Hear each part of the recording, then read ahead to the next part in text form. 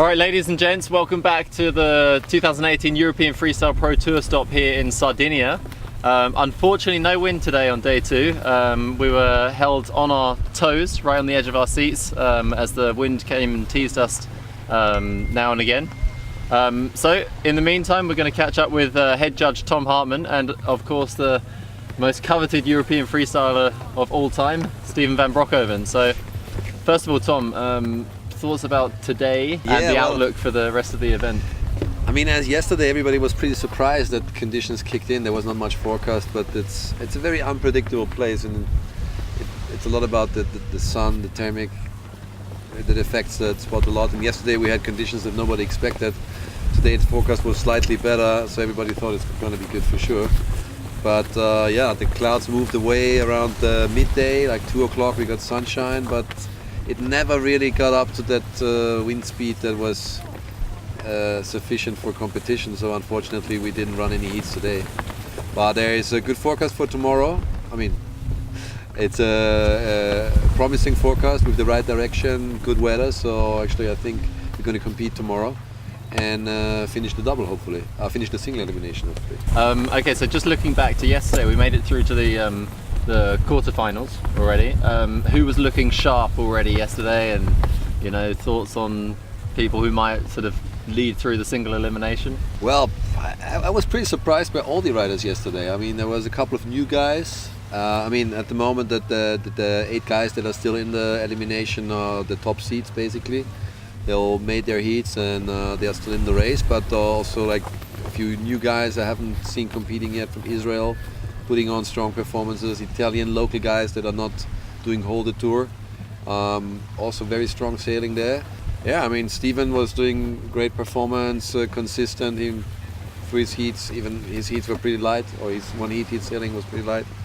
And but yeah, also Reines was doing as well. Tonki, I mean, he's pretty motivated at the moment, sitting in the first position in the rankings right now. Yeah. And he told me he's more motivated than ever to windsurf in general and to do competition. You can really see that. That's great to see, because I mean, he's in freestyle competition for like maybe 20 years, I think. He knows all the events. He knows all the events, and it's great to see somebody, he's doing like freestyle competition for that long, still seeing, like that motivation and that energy in doing all this, and more than ever, basically. Yeah, exactly. He doesn't look like he was giving up at all, does he?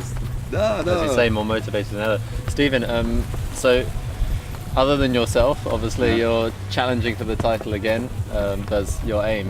What's your outlook on other people, and who do you think's like hot for the title? Maybe any surprises, stuff like this? Yeah, for me, definitely Tonki. He's one of the strongest out there. Bazzani also, I think he's also really tough for the year. Ricardo is sailing really consistent. Yeah, I think the most favorite who is doing the whole tour, I would say Tonki, but yeah, we will see it all depending on conditions, or you can have a good day or a bad day. So that's right. No, it's still early days as well. Yeah. It's very early in the tour. It's only the third stop, and we didn't have wind, unfortunately, the first one. So there's just been one result to go from at the moment. Looking forward to this event, it looks like we're going to have a result from here as well. So we'll have more of an idea. For yourself, you must be pretty focused on the title, no? No, I'm not so much. I'm more focused on, getting myself ready again. I mean, I'm more looking for the next year actually, because the whole winter I didn't have so much training, and I cannot say I'm 100% or I'm like ready for it.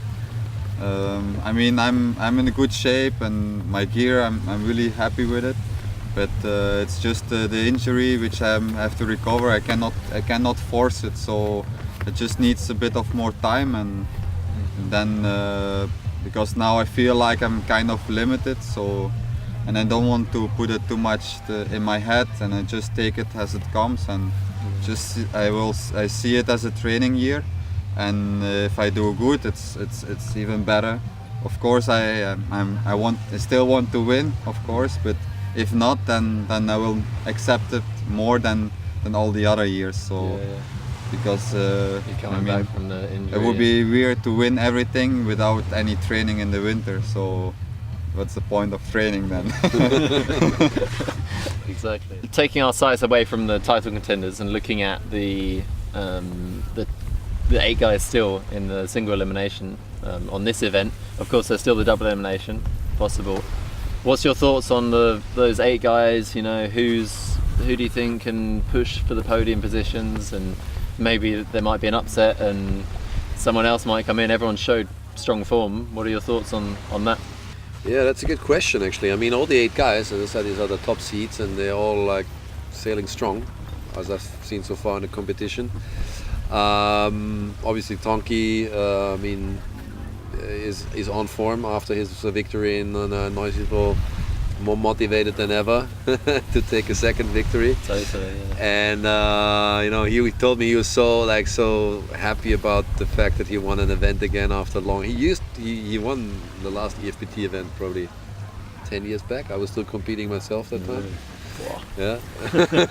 And awesome. He won 1 or maybe even 2 or 3 events. I don't remember exactly. Oh. Back in 2006, 7, I don't know. And to come back 10 years later and take another win and be in the title race, it's pretty impressive. Yeah. He's always remained like up there, you know, on the world tour. He's always remained up there at the top of the scene. Like, you know, he's a guy that if you beat him, you're pretty stoked if you beating him. So he's always been a sort of contender at the top, but you've always wondered, when is he going to get that win, you know, like, come on, Tonki. So it's cool to see that, and a great start. But of course, there's 7 other guys who've made it to the quarterfinals, and for a very good reason. Absolutely. You know. I mean, there's now some guys that really are competing now for a few years, but now start to get really consistent in their performance and always ending up in the top places. Like Giovanni is in the race for sure. He's showed very strong sailing, and he's been in the top positions in Austria as well. Ricardo is also pretty consistent at the moment, putting down very consistent heats, and yeah, also depends on the draw you have. Now you end up against in the quarterfinals, semifinals, and yeah, I was also really impressed by Fabrizi. Yeah. I mean, I know he's a really good sailor, but he hasn't been on the EFPT last year. He did no events on the EFPT last year, so I didn't see him. I saw him on the PWA competing, and he did well, but he was putting down, I think, the highest scoring heat yesterday, if I remember that right. Yeah. Perhaps some local impact there. I mean, he lives literally just over my shoulder here. He works just down the road, so he knows the spot well. So perhaps he's got a little bit of local absolutely knowledge. He has got no local knowledge, but also in Austria. He was competing in Austria, and he's been sailing really good in Austria too. He won the towing competition. Get him unreal moves, huh? Unreal. Push as well. And he has a lot of control in the chop.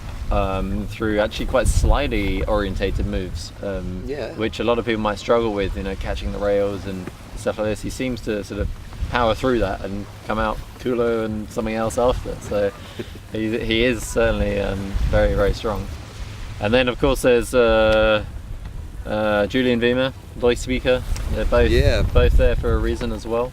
Julian Wiemer seems to be, he definitely wants to go for a top position this year in the end of the year, and he has a very good level at the moment, and he proved already the last 1-2 years when he appeared on tour here and there, but he didn't do the whole tour all the time. But this year he's really going for it, and you can see that. It's strong sailor.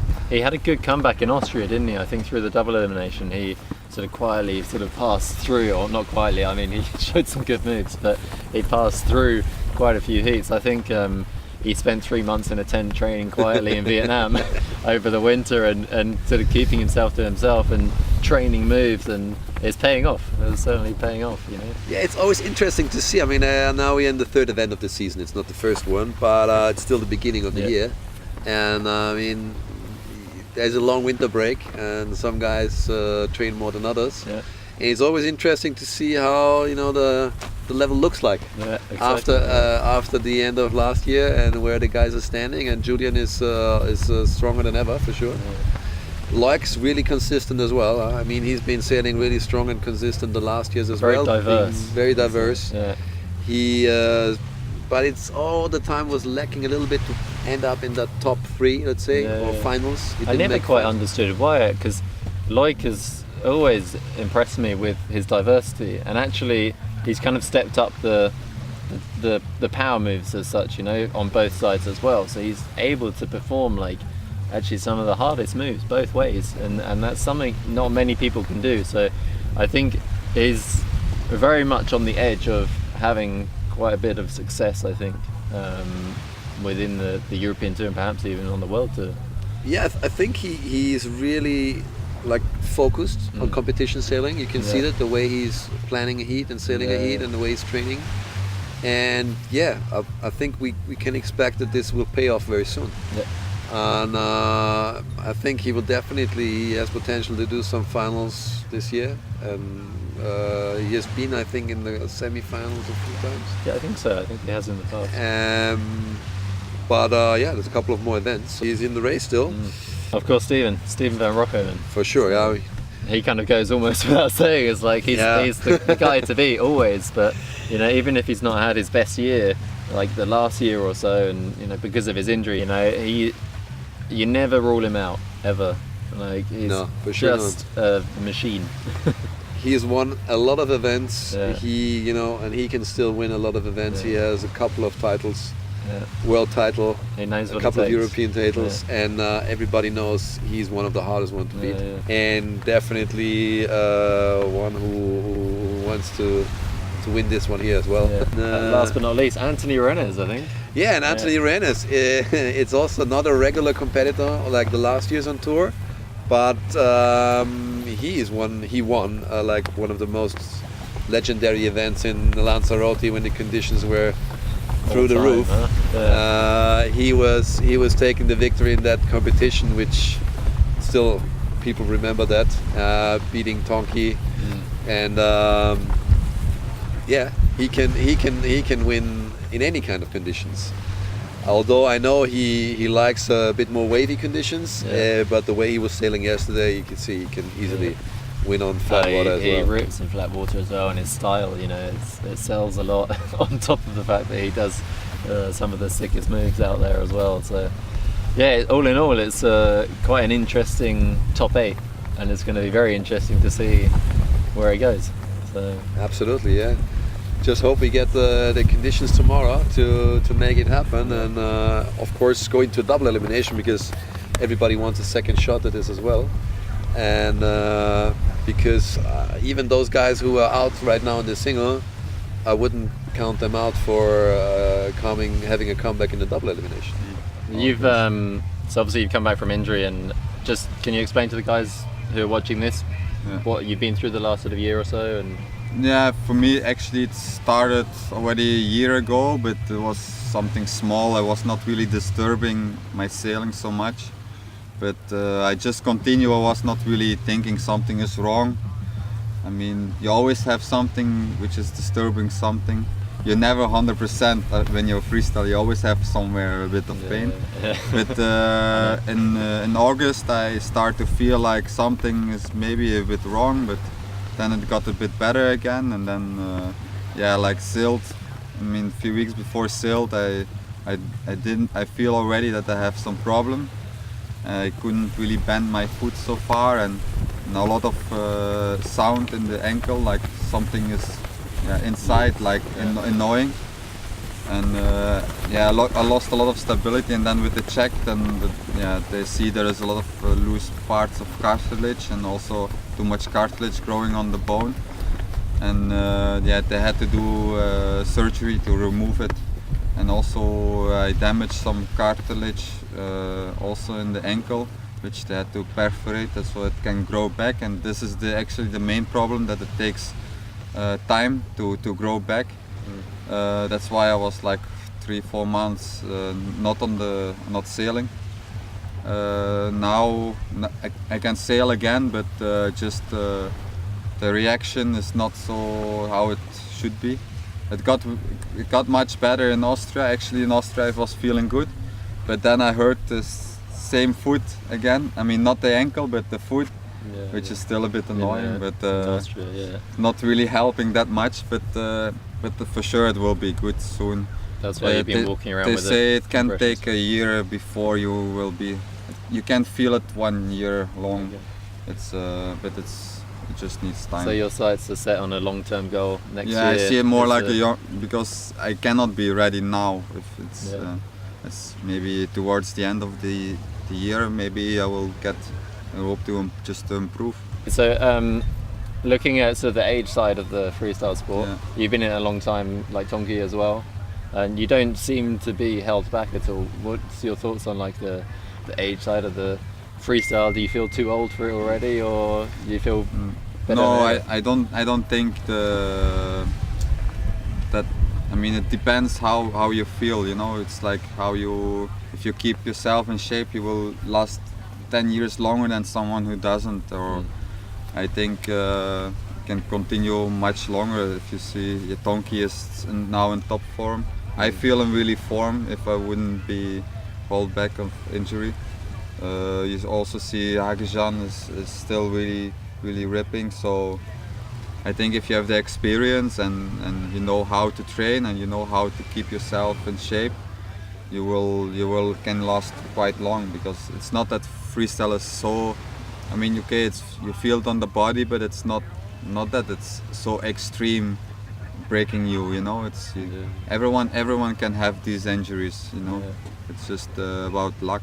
Okay, so shifting topics and actually, moves. We'll talk about moves a bit. Looking back in the competition now, Tom, what were your thoughts on like some of the highlight moves from yesterday? And in these lighter wins, have you seen a progression over the years from, perhaps some moves that were there like, 10 years ago still happening now, but in a different way?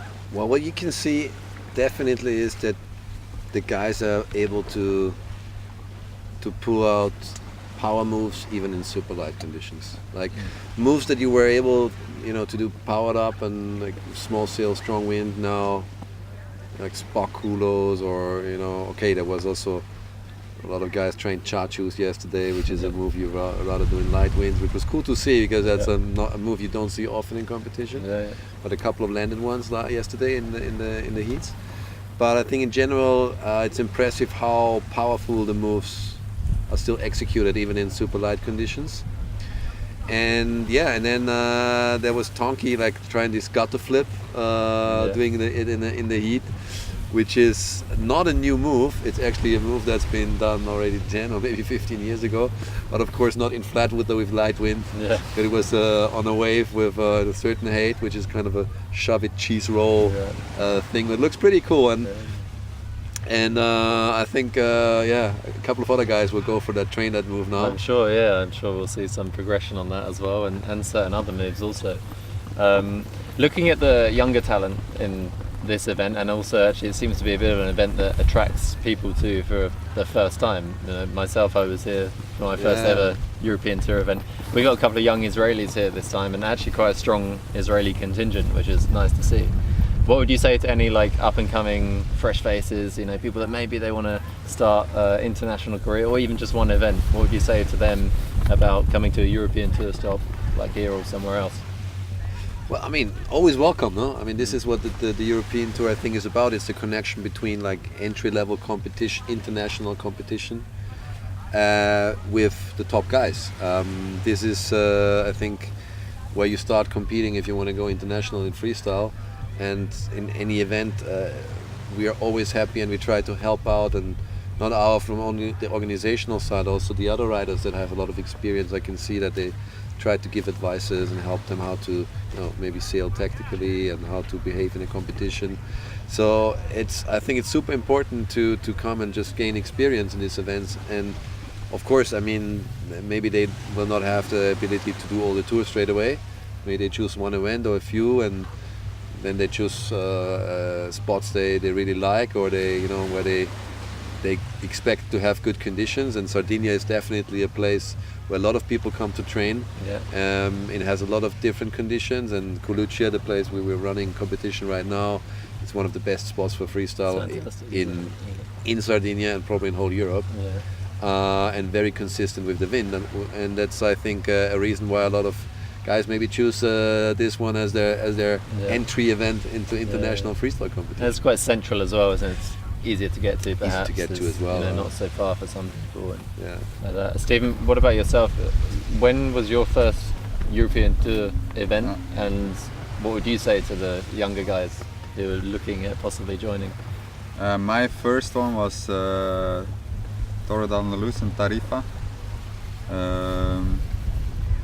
Just what I did, I waited really long to start competing, so I could have started 2 years earlier. That's the way how I wanted to compete. I didn't want to compete to be last, and I don't know. I don't have. Maybe it could be better if I would start it earlier. You kind of went for the training route, get solid, and then. Yeah, I was just afraid of losing, so not getting your hair wet. And also I thought I was not good enough for a long time, but I only watched the videos and you only see the best moves of everyone, and I thought, that's the level, But then I was quite surprised that it's okay. It's not that like I expected, but still good. But I was on a good level already. Yeah. Cool. Well, we'll wrap it up there. That's everything from today and this event so far, and everything around. Actually, it's been quite interesting. So if you are keen to find out more about the rest of this event, then join us again tomorrow. Follow our social channels on the EFPT.net as well, and the European Tour Facebook pages and Instagram. And join us again tomorrow, where we hope to finish off the single elimination and get into the double elimination. Ciao.